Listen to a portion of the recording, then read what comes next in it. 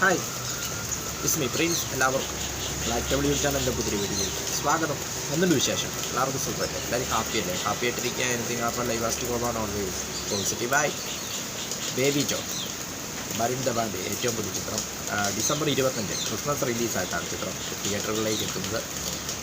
അതായത് 2016 പുറത്തിറങ്ങിയ വിജയുടെ സൂപ്പർ ഹിറ്റ് ചിത്രം തെറിയുടെ ഹിന്ദി റീമേക്കാണ് ബേബി ജോൺ എന്നത്. ചിത്രത്തിൻ്റെ സംവിധായകൻ അറ്റ്ലിയാണ് ചിത്രം നിർമ്മിച്ചിരിക്കുന്നത്. ഈ ചിത്രം സംവിധാനം ചെയ്യുന്നത് കല്ലീസാണ്. അതായത് അദ്ദേഹത്തിൻ്റെ രണ്ടാമത്തെ ചിത്രമാണിത്. ആദ്യത്തെ ചിത്രം തമിഴിൽ ജീവയെ വെച്ച് ജീവനായകനായ കീച്ച് എന്ന ചിത്രമായിരുന്നു അതിൻ്റെ ആദ്യ ചിത്രം. അദ്ദേഹത്തിൻ്റെ രണ്ടാമത്തെ ചിത്രമാണ്. അതോടൊപ്പം അദ്ദേഹത്തിന് ബോളിവുഡ് അരങ്ങേറ്റമാണ് ഈ ചിത്രം എന്ന് പറയാം. അതോടൊപ്പം കീർത്തി സുരേഷാണ് ചിത്രത്തിൽ നായികയായിട്ട് അഭിനയിച്ചിരിക്കുന്നത്.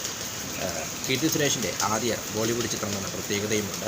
അങ്ങനെ അറ്റ്ലി ആയതുകൊണ്ട് തന്നെ സൗത്ത് ഇന്ത്യക്കാർക്ക് ഒരുപാട് പേർക്ക് അവസരം കൊടുത്തിരിക്കുന്നു എന്ന് നമുക്ക് കാണുവാനായിട്ട് സാധിക്കും. പ്രത്യേകിച്ച് ട്രെയിലറിനെ കുറിച്ച് നോക്കുമ്പോൾ ഞാൻ കാണുമ്പോൾ ഏകദേശം 57 മില്യണും കടന്ന് ട്രെയിലർ യൂട്യൂബിൽ മുന്നോട്ട് കുതിക്കുകയാണ്. ഹിന്ദി സിനിമ ആയതുകൊണ്ട് തന്നെ എൻ്റെ റീച്ച് കൂടുതലായിരിക്കും. അപ്പോൾ അതിനനുസരിച്ചുള്ള വ്യൂസും വരും. അതിന് 57 മില്യൺ കടന്ന് മുന്നോട്ട് കുതിക്കുകയാണ്. മറ്റൊരു പ്രത്യേകത എന്താണെന്ന് വെച്ചാൽ സൽമാൻ ഖാൻ്റെ ക്യാമിയോ റോളാണ് ട്രെയിലറിൽ കാണിക്കുന്നുണ്ട്. അവസാനം സൽമാൻ ഖാൻ്റെ ആ ക്യാമിയോ റോള്. പക്ഷേ തെറിയിൽ അങ്ങനെ ഒരു ക്യാമിയോ റോളില്ല. പക്ഷേ തെറിയിൽ അങ്ങനെ ഒരു ക്യാമിയോ റോളില്ല. പക്ഷേ ഹിന്ദിയിലേക്ക് എടുത്തപ്പോൾ എന്തൊക്കെയോ മാറ്റങ്ങൾ വരുത്തിയിട്ടുണ്ട് എന്ന് തോന്നുന്നു. ക്യാമിയോ റോളിന് വേണ്ടിയുള്ള ക്യാരക്ടറൊക്കെ അവിടെ പിന്നെ സൃഷ്ടിച്ചു എന്നാണ് തോന്നുന്നത്. ഏതായാലും വരുൺ ധവാൻ്റെ കരിയറിലെ ഒരു മികച്ച ഒരു ഇതായിരിക്കും ചിത്രം ഹിറ്റായി കഴിഞ്ഞാൽ വരുൺ ധവാൻ ഒരു മികച്ച ഒരു അടുത്ത ഘട്ടത്തിലേക്കുള്ളൊരു ചിത്രമായിരിക്കും, കാൽവെപ്പായിരിക്കും ചിത്രമെന്നാണ് എനിക്ക് തോന്നുന്നത്. കാരണം ഹിറ്റാകാനുള്ള എല്ലാ സാധ്യതകളുമുണ്ട്. പ്രത്യേകിച്ച് സൗത്ത് ഇന്ത്യൻ സിനിമകൾ റീമേക്ക് ചെയ്തെടുക്കുമ്പോൾ അത് നോർത്ത് ഇന്ത്യക്കാർ വൻ രീതിയിൽ സ്വീകരിക്കാറുണ്ട് എന്നതും മറ്റൊരു പ്രത്യേകതയാണ്. പ്രത്യേകിച്ച് അറ്റ്ലി എന്ന സംവിധായകൻ്റെ എനിക്ക് ഏറ്റവും ഇഷ്ടപ്പെട്ട സിനിമ എന്ന് പറയുന്നത് തെറിയായിരുന്നു. കാരണം വിജയ് എന്നൊരു മാസ് ഹീറോയെ എങ്ങനെയൊക്കെ ഉപയോഗിക്കണമെന്ന് നമുക്ക് കാണിച്ചു തന്ന ഒരു സിനിമയായിരുന്നു തെറി. അതുകൊണ്ട് തന്നെ ഈ ചിത്രം ഹിന്ദിയിലേക്ക് എത്തുമ്പോൾ നല്ല രീതിയിൽ സ്വീകരിക്കപ്പെടാനുള്ള ചാൻസ് ഉണ്ട്. കാരണം നല്ലൊരു എൻ്റർടൈൻമെൻറ്റാണ്, ഫാമിലി എൻ്റർടൈൻമെൻറ്റാണ് ചിത്രം. മാസിന് മാസ്, സെൻറ്റിമെൻറ്റ്, ഫാമിലി സെൻറ്റിമെൻറ്റ്, എല്ലാ മെസ്സേജ് എല്ലാം ഉള്ള ഒരു ചിത്രമാണ്. പക്ഷേ അത് ഹിന്ദിയിൽ അങ്ങനെ എടുത്തിരിക്കുന്നു നമുക്ക് പറയാൻ സാധിക്കില്ല. പ്രത്യേകിച്ച് നോർത്ത് ഇന്ത്യക്കാരുടെ. പക്ഷേ സൗത്ത് ഇന്ത്യൻ സിനിമകൾ എപ്പോഴും അവർ റീമേക്ക് ചെയ്ത് സ്വീകരിക്കാറുണ്ട്. പ്രത്യേകിച്ച് സൽമാൻ ഖാൻ്റെയൊക്കെ മുൻകാല ചിത്രങ്ങളൊക്കെ ഒരുപാട് റീമേക്ക് ചിത്രങ്ങളായിരുന്നു അദ്ദേഹം സൗത്ത് ഇന്ത്യയിൽ കൊണ്ടുപോയത്.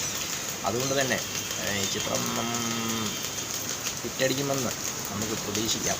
എന്നാലും ഡിസംബർ 25 ചിത്രം തിയേറ്ററിലേക്ക് എത്തുന്നത്. ഇതിൻ്റെ സിനിമാറ്റോഗ്രാഫി ചെയ്തിരിക്കുന്ന കിരണാണ്. ഇതിൻ്റെ മ്യൂസിക് ചെയ്തിരിക്കുന്നത് തമനാണ്.